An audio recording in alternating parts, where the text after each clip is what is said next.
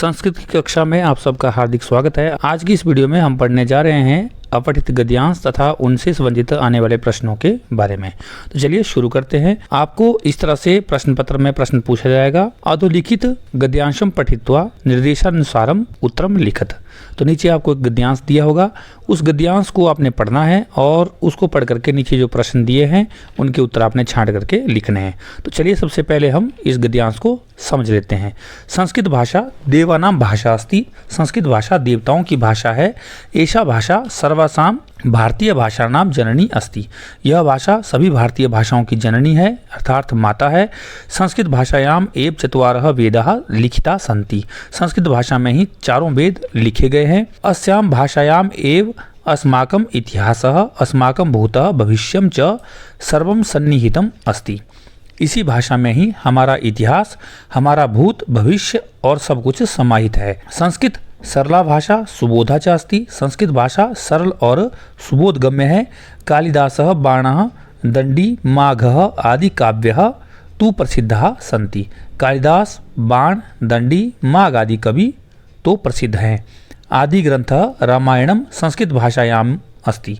आदि ग्रंथ रामायण संस्कृत भाषा में ही है। संस्कृत भाषायाम एव अस्माकम संस्कृति अस्माकम भविष्यम च अस्ति। संस्कृत भाषा में ही हमारी संस्कृति और हमारा भविष्य है। तो यह पूरा गद्यांश है और नीचे दिए है प्रश्न। पहला प्रश्न है एक पदेन उत्तरत। एक पद में आपने उत्तर देना है। तो देवानाम भाषा का अस्ति। देवताओं की भाषा कौन है? तो ऊपर हमने पढ़ा संस्कृत भाषा देवानाम भाषा अस्ति, तो उत्तर बन जाएगा संस्कृत भाषा। ख है आदि ग्रंथ क अस्ति, अर्थात आदि ग्रंथ कौन है? तो हमने नीचे पढ़ा है आदि ग्रंथ रामायणम, तो उत्तर हो जाएगा रामायणम। उसके बाद प्रश्न नंबर 2 आएगा पूर्ण वाक्येन उत्तरत, अर्थात पूर्ण वाक्य में अब आपने उत्तर देना है। तो हमारा क प्रश्न है संस्कृत भाषायाम किम किम सन्निहितम अस्ति। संस्कृत भाषा में क्या क्या समाहित है?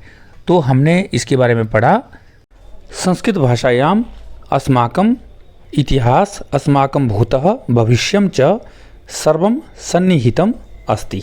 इस तरह से आप इस प्रश्न का उत्तर बना लेंगे। अगला प्रश्न है संस्कृतस्य प्रसिद्धाः काव्यः के सन्ति, अर्थात संस्कृत के प्रसिद्ध कवि कौन हैं? तो ऊपर हमने पढ़ा था, तो आप उत्तर बनाएंगे संस्कृतस्य प्रसिद्धः काव्यः कालिदासः बाणः दंडी माघः सन्ति। इस तरह से आप इसका उत्तर बना लेंगे। अगला प्रश्न है अस्य गद्यांशस्य एकम समुचितम शीर्षकम लिखति। इस गद्यांश का आपने एक उचित शीर्षक लिखना है। तो बना सकते हैं आप उत्तर अस्य गद्यांशस्य शीर्षक संस्कृत भाषा या फिर अस्माकम संस्कृति। इसके अलावा भी और प्रश्न बन सकते हैं जिन्हें आप इस गद्यांश से छांट करके लिख लेंगे। इस गद्यांश के जो भी उत्तर मैंने आपको बताए वे सभी यहाँ दिए गए हैं। यहाँ से देख करके आप अपनी कॉपी पर उतार सकते हैं।